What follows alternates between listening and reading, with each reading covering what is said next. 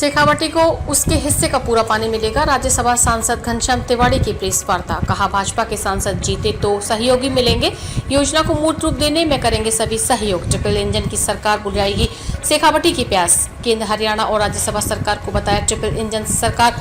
जिलाध्यक्ष बनवारी लाल सैनी समेत अन्य रहे मौजूद। चुनावी मौसम में यमुना नहर का पानी शेखावटी का सबसे बड़ा मुद्दा बन गया है। आज इस मुद्दे पर भाजपा के वरिष्ठ नेता और राज्यसभा सांसद घनश्याम तिवाड़ी ने झुंझुनू में प्रेस वार्ता की। इस मौके पर घनश्याम तिवाड़ी ने कहा कि वे जब पहली बार राज्यसभा में गए तो उन्होंने उपराष्ट्रपति जगदीप धनखड़ के सहयोग से 3 बार यमुना के पानी का प्रश्न उठाया, जिसके बाद न केवल केंद्रीय जल शक्ति मंत्री गजेंद्र सिंह ने अधिकारियों की बैठक बुलाई, बल्कि राजस्थान में भाजपा की सरकार आने के बाद प्रधानमंत्री नरेंद्र मोदी, केंद्रीय गृह मंत्री अमित शाह और मुख्यमंत्री भजन लाल शर्मा के प्रयासों से 4 पाइपलाइनों के जरिए पानी लाने की सहमति बनी है। उन्होंने कहा कि ट्रिपल इंजन की सरकार केंद्र, हरियाणा और राजस्थान अब शेखावटी की प्यास बुझाएगी।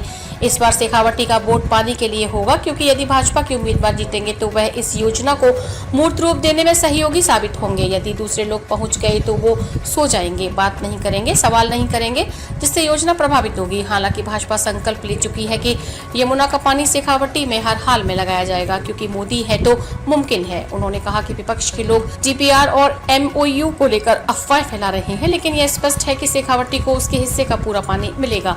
प्रेस वार्ता में भाजपा जिलाध्यक्ष बनवारी लाल सैनी समेत अन्य मौजूद थे। उन्होंने कहा कि 1917 क्यूसेक पानी यमुना से और 1500 क्यूसेक पानी कुंभाराम से मिलेगा। यदि 4000 क्यूसेक पानी शेखावटी को मिल जाता है तो सिंचाई और पीने के लिए पानी की कोई कमी नहीं रहेगी। देखिए, यमुना जल लाने के लिए 25-30 वर्ष से बातचीत हो रही थी और सेंट्रल वाटर कमीशन ने हमारा हिस्सा तय कर दिया, लेकिन आज तक इस पर कोई कार्रवाई नहीं हुई थी। केवल कुछ लोगों ने चुनाव के समय इस बात को उठा दिया। पहली बार जब मैं राज्यसभा में गया तो मैंने 3 बार श्रीमान महामहिम धनखड़ जी के से लाभ लेकर 3 बार मैंने प्रश्न उठाया। उसके बाद पहली बार गजेंद्र सिंह जी ने मीटिंग करके अखबार अधिकारियों की मुझे पत्र भेजा। उसके बाद जब नई सरकार बनी तो मोदी जी के और अमित शाह जी के हस्तक्षेप से 38,000 करोड़ की योजना बनी है, जिसमें 4 पाइपलाइन डाली जाएगी। किसानों का विरोध भी समाप्त किया।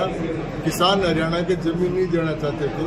266 किलोमीटर लंबी नहर बनने वाली थी, तो पाइपों के माध्यम से 3 पाइप राजस्थान के लिए और 1 पाइप हरियाणा को डालकर 38,000 करोड़ की स्कीम तीनों ने मिलकर ट्रिपल इंजन की सरकार ने इसको पूरा किया है। इसकी DPR बनने का काम भी चालू हो गया है और मैं समझता हूँ कि ये 2 साल में शेखावटी का बोट शेखावटी में पानी लाने के लिए काम आएगा। यही मेरा काम। देखिए, जरा थोड़ा समझिए, रोपड़, हरिके और फिरोजपुर 3 हेडवर्क्स हैं जो हमको राजस्थान के लालकार उसका पानी देते हैं। उस पर पंजाब सरकार का अधिकार, लेकिन पंजाब सरकार को हमारे हिस्से का पानी हमको देना पड़ेगा। अब जो हेडवर्क बनेगा वो हरियाणा में बनेगा, तो उसका नियंत्रण राजस्थान के पास तो आएगा नहीं। सेंट्रल वाटर कमीशन का भी उसमें मेंबर होगा, राजस्थान के भी उसमें मेंबर होंगे और पंजाब का भी उसमें, हरियाणा का भी उसमें मेंबर होगा और दिल्ली का भी उसमें मेंबर होगा।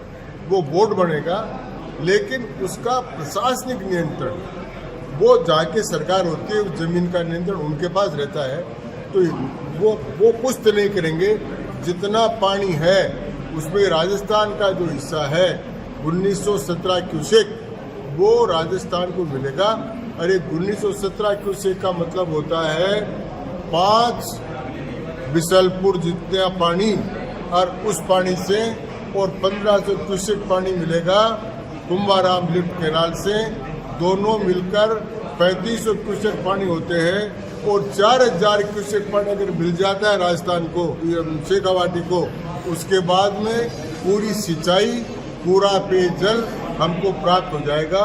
और मैं समझता हूँ कि इसको विवाद बनाने के बजाय इसको प्राप्त करने के लिए हम सबको मिलकर प्रयत्न करना चाहिए। हरियाणा ने नहीं बढ़ाई, सेंट्रल वाटर कमीशन ने, कोई भी सरकार अपनी हिस्सेदारी नहीं बढ़ा सकती।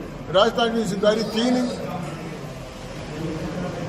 हमारी हिस्सेदारी तो केवल फ्लड वाटर में 1917 क्यूसेक है और हरियाणा की हिस्सेदारी ऑलरेडी है। तो अपना जो ऑलरेडी वो पानी ले रहे हैं MOU में बढ़ी है। नहीं, वो तो लेते ही रहेंगे, लेकिन जो फ्लड वाटर था जिसको पहले छोड़ देते थे, दिल्ली में बाढ़ आ गई, वहाँ बाढ़ आ गई, अब उसको न छोड़कर 1917 राजस्थान का हिस्से का पानी देने के बाद में अगर फ्लड वाटर बचेगा तो वो दिल्ली में छोड़ने के बजाय बाढ़ के लिए उसको हरियाणा को दे देंगे। जरूर पड़ेगा। क्या प्रभाव पड़ेगा सर? ऐसा पड़ेगा कि एक तो जो सहयोगी मिलेंगे जो पानी लाने में सहयोग करेंगे, या कोई ऐसा आदमी जाएगा जो सूता रहेगा, उठेगा ही नहीं, बात ही नहीं करेगा, प्रश्न ही नहीं पूछेगा, रोड ही अटकाएगा, तो नुकसान ही होगा। योजना बंद हो सकती है सर ये यमुना जल समझौता? हम तो होने नहीं देंगे। मोदी है तो मुमकिन है, तो करेंगे उसको।